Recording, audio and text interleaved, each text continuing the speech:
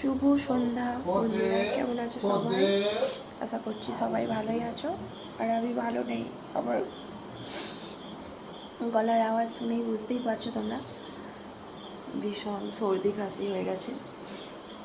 তো চলো রুমে যাবো, ঠিক বসে রেখে। এই কি করছে তুই?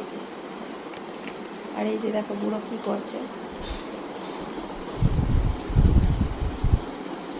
ছবি আঁকাচ্ছে। আমার রুমের আজকে অবস্থাটা দেখো, মানে একটাও শাড়ি গুছানো হয়নি, সব এই যে পড়ে আছে।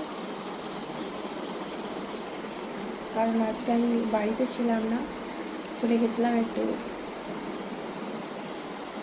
কোথায় গেছিলাম, কোলাঘাট গিয়েছিলাম মাকে নিয়ে ডাক্তারখানা। আর এই যে বুড়ো কি করছে না, ঘুমছো? কটা বাজে এক্ষুনি?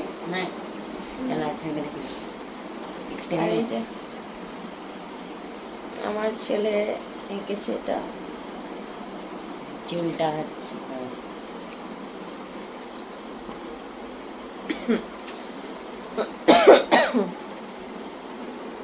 পোড়া করেছি বাবু, হয়ে গেছে।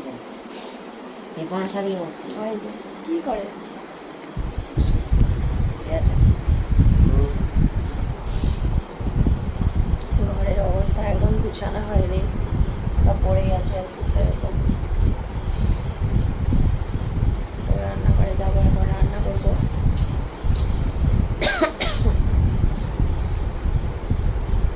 বাবু ওরা হয়ে গেছে তো? হ্যাঁ, চলো রান্নাঘরে চলো।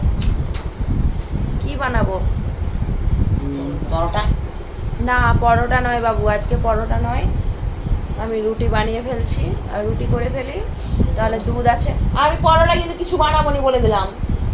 পরোটা এমনি খাবে তো? এমনি কেন, তাহলে এমনি খাবে বলে দিলাম, আমি কিছু করতে পারবো না আজকে। এমনি আমার শরীর ভালো নয়, রান্না করবো যে সেই ভালো ভালো। একদিনে তো মনে হয় নিজে রান্নাটা করে খাওয়াই। যখন ওখানে থাকতো, উড়িষ্যায় থাকতো, তখন তো খুব বলতে যে হচ্ছে যাই আমি তোমাকে রান্না করে খাওয়াবো। আজ তো শরীরটা ভালো নয়, আজ তো রুটি বানিয়ে ভালো, চলো মাংস হচ্ছে আবার নাচি খাসি।